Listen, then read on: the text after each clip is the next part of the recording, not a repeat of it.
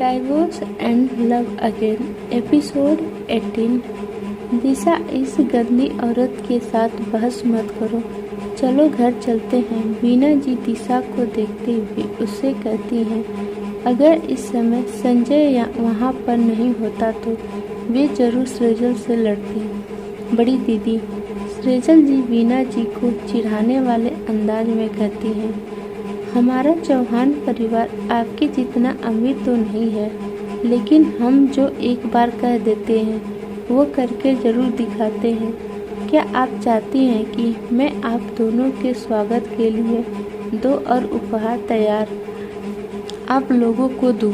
सृजल जी ने सोफे को लात मारी और एक पंख वाला डस्ट निकाला।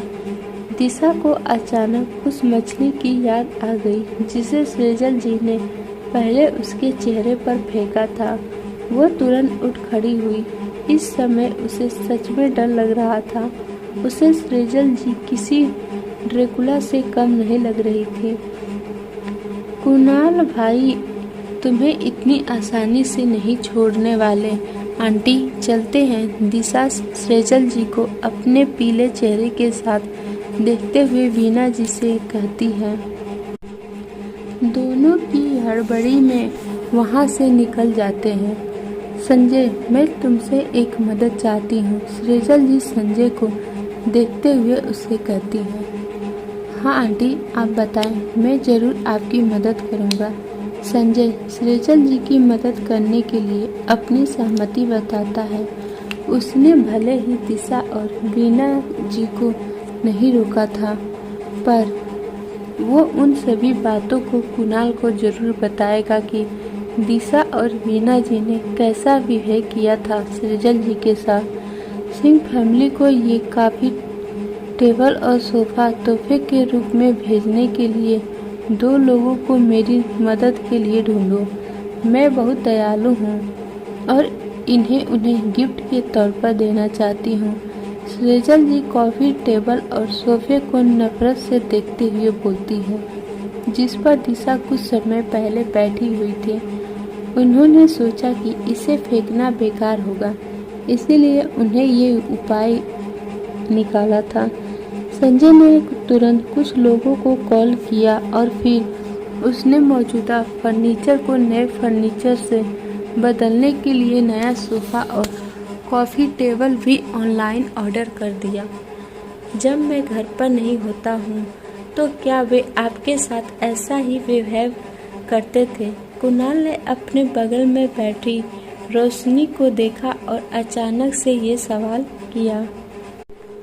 रोशनी ने कुणाल को कोई भी जवाब देने का इरादा नहीं था, इसीलिए वो अपनी जगह से उठती है और कहती है, डॉक्टर ने आपको समय समय पर ड्रेसिंग बदलने के लिए कहा था, इसीलिए मैं एक नर्स को लेकर आती हूँ। रोशनी ने कुणाल के सवाल को पूरी तरह से इग्नोर कर दिया था। कुणाल दूसरे लोगों की तुलना में काफ़ी जल्दी ठीक हो रहा था। उसके हाथ की ड्रेसिंग बदलने के अलावा और कुछ करने की ज़रूरत नहीं पड़ती थी। क्या तुमने देखा उस वार्ड में जो आदमी है वो कितना हैंडसम है, पर अफसोस वो पहले से ही किसी और के साथ है। कुछ नर्सें एक दूसरे से कानाफूसी करने में लगी हुई थी। दिशा और वीना जी अभी अभी हॉस्पिटल आए थे। उनके गाल सूजे हुए थे। दिशा ने उस नर्स की बात सुन ली थी जो अभी अभी किसी नर्स ने बात कर रही थी। डायरेक्टर अभी अभी उस आदमी से मिलने गए थे। मुझे ऐसा लगता है कि मैंने उस आदमी को कहीं पर देखा है, शायद मैगजीन के कवर पेज पर। दूसरी नर्स ने पहली वाली नर्स से कहा। हाँ याद आया, वो आदमी तो सिंह कॉरपोरेशन के सीईओ कुणाल है। दूसरी वाली नर्स ने पहली वाली नर्स से कहा। सचमुच? पहली वाली नर्स ने झांकते हुए कहा। दिशा बहुत खुश हो जाती है जब वो सुनती है कि कुणाल भी हॉस्पिटल में है। वो जल्दी से कुणाल को चारों तरफ खोजने लगती है। तभी दिशा को कुणाल और रोशनी एक वार्ड में दिख जाते हैं और वो उस वार्ड के अंदर चली जाती है। भाई कुणाल, आप भी यहाँ हैं? दिशा सच में एक मोटी चमड़ी वाली लड़की थी। वो ऐसे बिहेव कर रही थी जैसे कुछ हुआ ही नहीं था। यू बीच सामने से हटो। दिशा ने रोशनी को कुणाल के सामने खड़े देख उससे कहा। रोशनी दिशा को कुछ बोलने ही वाली थी कि अचानक उसे अपने पीछे से कुणाल की ठंडी आवाज़ आती है, तुम अपना बैग पैक करो और सिंह फैमिली के घर से निकल जाओ। कुणाल ने अपनी बात खत्म की और रोशनी के साथ वहां से चला गया। उस वार्ड में अब सिर्फ दिशा ही रह गई थी, जो काफ़ी ज़्यादा गुस्से में लग रही थी। दिशा ने जल्दी से अपना फ़ोन अनलॉक किया और समीरा को कॉल कर दिया। तुमने मुझे इस समय क्यों कॉल किया है? दूसरी तरफ से समीरा ने फ़ोन उठाते ही दिशा से थोड़े गुस्से से कहा।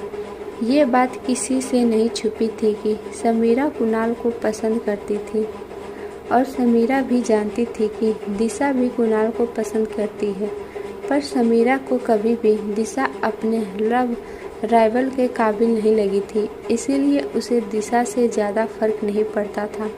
पर फिर भी वो दिशा को पसंद नहीं करती थी। कुणाल दिशा की तुलना में समीरा से ज़्यादा अच्छा बिहेव किया करता था, जिसकी वजह से दिशा भी समीरा को पसंद नहीं करती थी।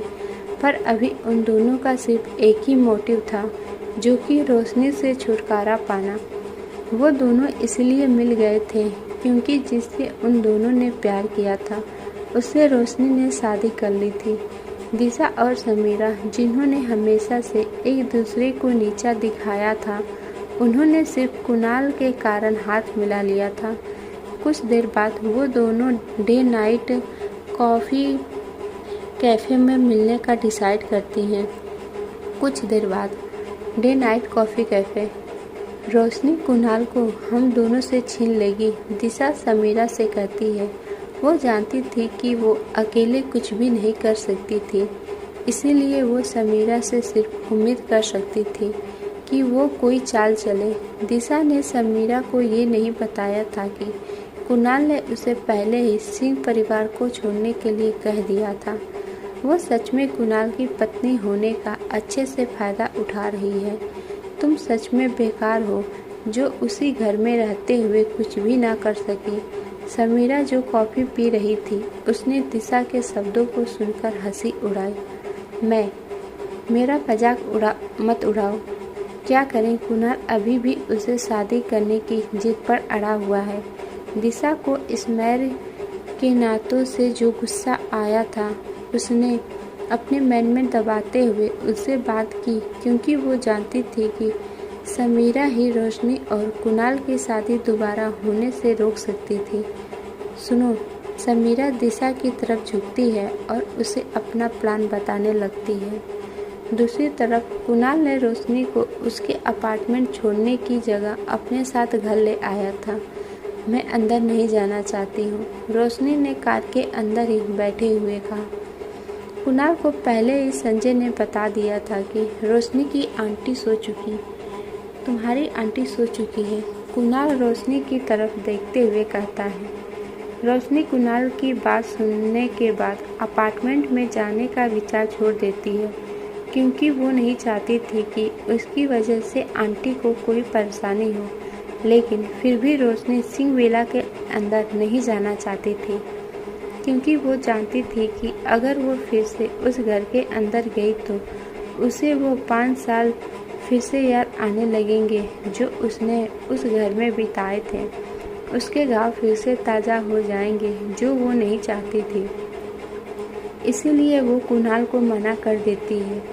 चिंता मत करो, मैं हूँ तुम्हारे साथ, कुणाल ने रोशनी से बड़े प्यार से कहा। वो भले ही यहाँ पर नहीं रहता था, पर उसे पता था कि सिंह विला में क्या होता था। वो हमेशा नौकरों को कुछ दिनों में अपने पास बुलाता था। उसे नौकरों से अक्सर ये खबर मिलती थी कि रोशनी का मिसेस सिंह और दिशा के साथ बहस हो गई थी।